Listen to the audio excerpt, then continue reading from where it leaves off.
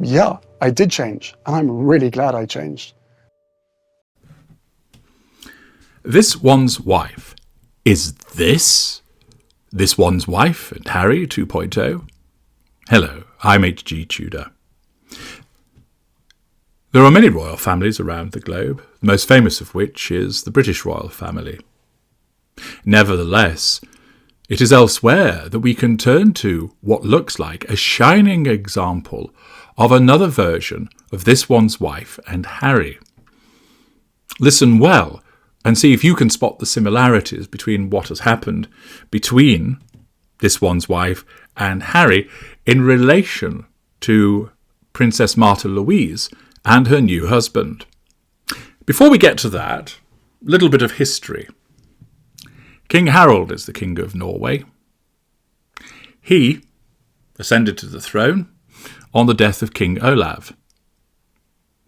King Harold understands the notion of service. He's now in his 80s, was a keen yachtsman, much admired by many Norwegians, and he married a commoner.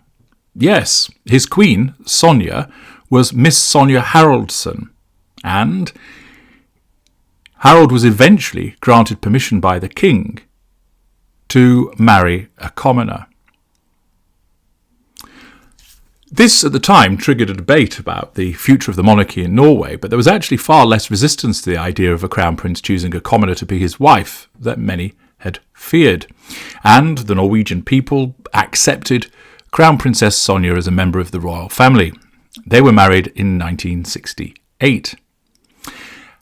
Harold and Sonja are much admired by many people, and Sonja has a strong sense of social engagement. She's been a patron and played an active role in a variety of large-scale fundraising initiatives. She is involved in social issues, schooling, education. She combines many duties in relation to art and culture. She's interested in the visual arts and music. She's also a keen supporter of the environment.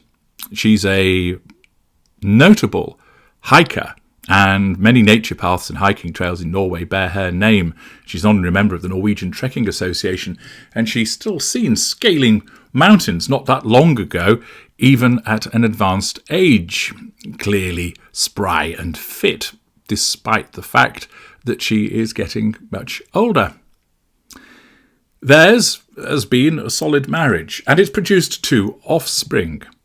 Martha Louise, born on the 22nd of September 1971, and Crown Prince Haakon, born on the 20th of July 1973. So far, so normal as one can be when one's a member of the royal family, but it's thereafter that the problems arose. For the children have proven to be the gateway for two narcissists to enter the Norwegian royal family. Now, whilst Princess Martha Louise has some out-there ideas, more of that later, she's essentially a kind and empathic individual. Crown Prince Haakon, similarly, straightforward individual, not involved in scandal. He married Mette Marit, a commoner from Kristiansand, and, as I've explained elsewhere, she's a narcissist. And interestingly, it's also been demonstrated to be the case that her son from a previous relationship, Marius Borg Hulby, is one too. He was arrested on suspicion of physically assaulting a woman and damaging her apartment. Thus, a narcissist has married in and already had offspring, who is one also. But what about Princess Martha Louise? Well, she got married over the weekend, and rather than it being covered by Norwegian broadcaster NRK in any great detail like it ordinarily would do, they sold the rights to Hello! Sounds a bit familiar. But let's find out about who it is that she's married, and let's spot the red flags in relation to this individual. To do so, we'll turn to an article in the Daily Telegraph by Marianne Swain, who explains, "A wedding is usually a joyous occasion, and a royal wedding doubly so. But at this weekend's nuptials for Norwegian Princess Martha Louise and her controversial self-styled shaman, Grandiosity, partner, bisexual, lack of boundary recognition, African-American Durek Verrett, there'll be more than a few family members wishing she would say, I don't. Not that any such censure would deter Martha Louise, 52, the rebel princess who has chosen her beau, not on the basis of any noble bloodline. Instead, this is a marriage based on the outlandish idea that the loved-up couple, who both claim to possess mystical powers, met in ancient Egypt in a past life. Now, Durek Verrett has said previously that she's my queen. Well, that would make sense. She is a princess, and he's her pharaoh. Yes. It's interesting, isn't it, that whenever you come across anybody who claims to have been reincarnated, they never say, yes, I was somebody that went round and collected piss to sell to the local tanner to cure leather, or no, I spent most of my time as a toothless beggar on the streets of London. No, they were always someone special or important or high up, weren't they? Interesting. It shows grandiosity in itself to not only proclaim to be reincarnated, but always then to suggest that you were someone important in a past life. But enough of that.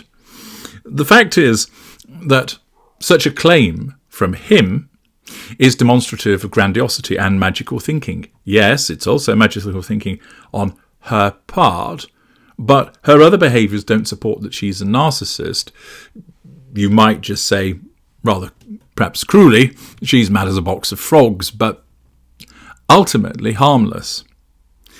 Unfortunately for her, her views and her empathy has left her wide open to the ensnarement of a narcissist. The article continues by explaining it's the latest extraordinary and to many alarming choice by Norway's fourth in line to the throne, who calls herself a clairvoyant and from 2007 to 2018 ran an alternative therapy centre dubbed the Angel School because she asserts that she can aid healing by communing with angels. Okay. The eldest child of Crown Prince Harold, I think you mean, well, at the time it was, and Crown Prince Sonia, Martha Louise has frequently shocked her nation with such statements. Perhaps, in a strange way, that makes her the perfect match for Verrett, 49, who boasts that he realised he had shamanic powers, age 3, revision of history, magical thinking, when he saw his deceased ancestors in the room. He will make history as the first black man to marry into a modern European royal family. However, the reaction to their 2023 engagement was deeply hostile. We get comments like, it's not going to last, Verrett reveals. He's even been accused, he says, of casting spells on Martha Louise to have her fall in love with me, and that I'm doing black magic. And people have made death threats on Instagram. Martha Louise adds, being a white person, I don't meet racism every day, so I don't know what it's like. It's been shocking. Verrett has repeatedly played a racism card, which of course is part of his victim mentality. Doubtless, there will have been some idiots that have behaved in a racist fashion, but many people's objection is nothing to do with his skin colour and everything to do with the fact that he comes across as both a narcissist and a con man. More about that in a moment.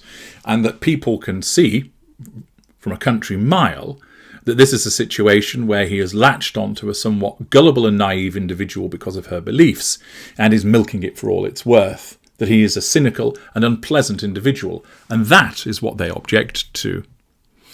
Notice any similarities so far? A grifting chancer playing the race card, latches onto a member of royalty and milks it all for its worth? Sounds suitably familiar, doesn't it? Verrett admits that he occasionally plays up to that kooky shaman reputation. I'll call Martha up and say, so today I told everyone I'm a reptile, and she's like, oh, here we go. But many are struggling to see the funny side of her wedding to a man who has been accused of lying about his origins, telling of lies, peddling dangerous conspiracy theories, paranoia, magical thinking, and abusing a former partner. While Martha Louise spent her childhood in Norway's royal residences, Verrett grew up in San Francisco's Bay Area, born, he has publicly claimed, to a wealthy architect father, David, who had servants and a private plane. Grandiosity, revision of history. And the revision of history is such because his mother, Veruska Urquhart, and his paternal aunt, opera singer Shirley Verrett, vigorously dispute that that was the case. They say that David was actually a contractor who twice went bankrupt, while Urquhart, in an interview with magazine C'est Heureux last year, which is see and hear, warned that her estranged son is a dangerous, lying manipulator who has brainwashed his royal bride. Well, harsh words indeed, and coming from his mother. One may well argue that she would know very well what he is as a consequence of him being her son, and to label him as a liar, a manipulator, and somebody who brainwashes shows several narcissistic indicators. A furious Verrett responded by sending his mother a cease and desist letter. So, rather than get in touch with her and say, "Mum, what are you talking about?" his response, as a consequence of a threat to control and the ignition of heated fury, was to send a cease and desist letter, and then also threaten her, use of threat, with $1 million lawsuit. Do we know anybody else that reacts in a similar way by threatening litigation when they don't get their way? She was also then not invited to the wedding. Isolation. Assertion of control by staying in a position of withdrawal. What is not in doubt is that Verrett has a criminal past. In 1991, he was sentenced to 5 years for felony, arson and trespassing after hosting a party in an occupied house which was set on fire. He was arrested again in 1993 and 2011 for crimes including fare evasion and threatening his Los Angeles landlord with murder and black magic. What a catch, huh? Repeated uses of threats, absence of emotional empathy exhibited. Criminality, showing a lack of accountability. In 2015, he was charged with assault and battery after a domestic violence attack on his then-fiancé, Monsieur Hank Greenberg. Okay, so abuse of a domestic partner, abuse of the intimate partner primary source. But most worrying are Verrett's wild health claims. In his 2019 book, Spirit Hacking, which was dropped by publisher Capel and Dam, he declares that children get cancer if they're unhappy. So that shows a lack of emotional empathy towards children. It also shows a lack of accountability for such a ridiculous statement. Furthermore, he says chemotherapy is a scam, conspiracy theorist, paranoia, and women need to buy his exercises to clean out their vaginas because casual sex attracts subterranean spirits. So, ladies listening, maybe it's time for you to ensure that you have a good and proper douche. After all, you don't want a demon crawling up your vag. In 2022, Verrett sold a medallion that he promised would cure COVID, triangulation with object, false promises, until the Norwegian authorities shut him down. He rants about 5G and the Illuminati, saying he has risen from the dead, magical thinking, and that he knew that the September 11th attacks would happen but chose not to intervene. What a load of crap this man talks. Verrett also claims that naughty children and suicidal people are possessed by evil spirits, magical thinking, lack of emotional empathy. One might have thought this horrific statement in particular would deter Martha Louise, given that her first husband, writer Ari Behn, committed suicide, yet she's been dating and working with Verrett since May 2019, although they believe they first met centuries ago. "I have memories of us in Egypt," Verrett said. "She was my queen and I was a pharaoh." Grandiosity, magical thinking, revision of history. Martha Louise stepped down as a senior member of Norway's royal family in November 2022, but senior figures have continued to criticise the union. In 2023, politician Ole Henrik Krat Bjørkholt labelled Verrett an unscrupulous and dangerous charlatan, while many in the Norwegian media have called for Martha Louise to be stripped of her princess title. Now, whilst this one's wife hasn't come out with anywhere near as ludicrous claims as Verrett, the fact is she's also prone to telling lies, exhibiting grandiosity, revising history on a lesser scale, but nevertheless we've seen it repeatedly with her made-up stories of what she's achieved in the past, similar to the way that Verrett has behaved. We've also seen, of course, repeated calls for her to be stripped of her title in a similar way that Martha Louise has been called to lose hers. But most recently, she used her title and a royal monogram on a custom gin created for the wedding. This is Martha Louise, but was forced to withdraw it following an uproar. But that was just one element of this elaborate New Age event, which began on Thursday with a meet and greet at Hotel 1904 in the Norwegian coastal town of Ålesund. The couple donned matching bespoke bubblegum pink outfits, was Katie Price there, by Martha Louise's brand Hest. The princess wore a heart-shaped buckle to symbolise, she said, that love conquers all. love devotee. On Friday, guests were transported by boat to the 4-star Hotel Union in the village of Geiranger, a UNESCO World Heritage Site. Beautiful part of the world. If you ever get a chance to go to Geiranger Fjord, your breath will be taken away. That was followed by a glamorous Latin American-themed cocktail party with salsa dancing. The wedding ceremony took place at 1 p.m. on Saturday, followed by afternoon tea and then a gala dinner and party, with the bar open till 3 a.m. There was a post-wedding brunch on Sunday, which had purportedly featured performances by Stevie Wonder and the Black Eyed Peas. The wedding party featured 7 bridesmaids and 7 groomsmen. The former, including Martha Louise's daughters, Maud Angelica 21, Leah Zadora 19 and Emma Tallulah 15. Parish priest Margaret Levis Holt was officiating, while Reverend Michael Beckwith, a New Thought minister, whose LA church has been attended by Oprah Winfrey and this one's wife's mother, Doria Ragland, also participated. Instead of the country's national broadcaster and news agency covering the wedding, as is tradition for royal occasions, Martha Louise and Verrett struck lucrative deals with Netflix, which is filming a documentary about them. Ooh, where have we heard that before? And Hello magazine. And how many times has this one's wife appeared in Hello magazine? Guests must abide by a social media ban. Wasn't there such a ban imposed by this one's wife when she married Trevor Engelson? Although Martha Louise has been teasing details on her own Instagram. The Royal House of Norway's head of communications, Guri Varp, has confirmed that the rest of the royal family, which includes Martha Louise's parents, King Harold and Queen Sonia, and her brother Crown Prince Haakon, all of whom are staying aboard the royal yacht, will avoid being photographed or filmed, since that would give Netflix and Hello unfair access. Notice how they exhibit accountability and restraint. But that decision perhaps also reflects their serious reservations about this marriage. Although Martha Louise tells The Telegraph that her parents have grown to love Durek very much, I very much doubt that's the case, she admits this union is extremely, terribly out of the box. Other signs that this will not, as Verrett put it, be just some ordinary wedding, including the dress code for the pre-wedding party, which in a departure from royal protocol is sexy and cool. For the ceremony itself, women are asked to wear long ball gowns, but to avoid white, all black, all pink and gold, while men are encouraged to think Oscars red carpet. The 350-strong guest list included celebrities and social media influencers, such as American reality star Cynthia Bailey and body-positive model Margie Plus. Oscar-winning Goop founder Gwyneth Paltrow may well be in attendance too. She is called Verrett a soul brother. He and Martha Louise holidayed with the actress in the Hamptons in 2019.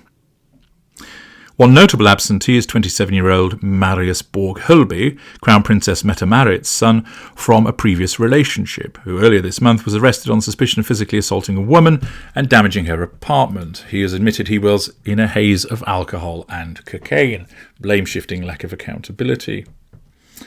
Sweden's Crown Prince Victoria and Prince Carl Philip are confirmed to be attending the wedding, along with Prince Constantine and Princess Laurentienne of the Netherlands, but many others are steering clear. Isaacson speculated that foreign royal houses are not too keen on being part of this circus. No doubt they've witnessed the circus that has gone on from Monty Shitshow with Harry and this one's wife, resulting in them thinking, don't want to get drawn into another clusterfuck. But with such a colourful couple now at the heart of the establishment, this lavish wedding is just the start of a dangerous high-wire act for Norway's royal family. A recent poll shows that 36% of the public have taken a more negative view of them in the past year. The kook and the shaman could yet reduce a stately institution to a clown car. There are clear parallels with the behaviour of Verrett, who is clearly a narcissist, something I pointed out in parts past him, who is ensnared an empathic individual, who, as a consequence of her own emotional thinking, is completely unable to understand what she has been ensnared by. His behaviours all support the fact that he's an individual that has no emotional empathy, that he acts without accountability, that he shows a considerable sense of entitlement, that he's manipulative, that he's a repeated and pathological liar, and that he engages in completely ridiculous magical thinking and grandiosity. Where this will take them to and the Norwegian royal family will have to be seen. But there are, as I mentioned, clear parallels between what has happened here, whereby a genuine member of the royal family, Princess Martha Louise, has been ensnared by an outside narcissist. and he has made his way into the royal family. He's not getting the royal title, which just shows that the suggestion that he's much loved by King Harold and Queen Sonia is a load of bunkum, because the fact that they're not granting him a title demonstrates what they think of him. But the fact is, it's so similar to what has happened between Harry and this one's wife. And you would think, actually, that a number of people have seen this, hence why they've kept their distance.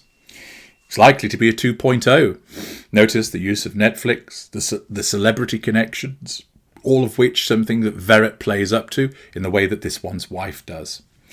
It is perhaps a less well-known, but almost carbon copy of what has gone on between Harry and this one's wife. What do you think of this ensnarement? What do you think of the parallels? Let me know in the comments section. I'm H.G. Tudor. Thank you for listening.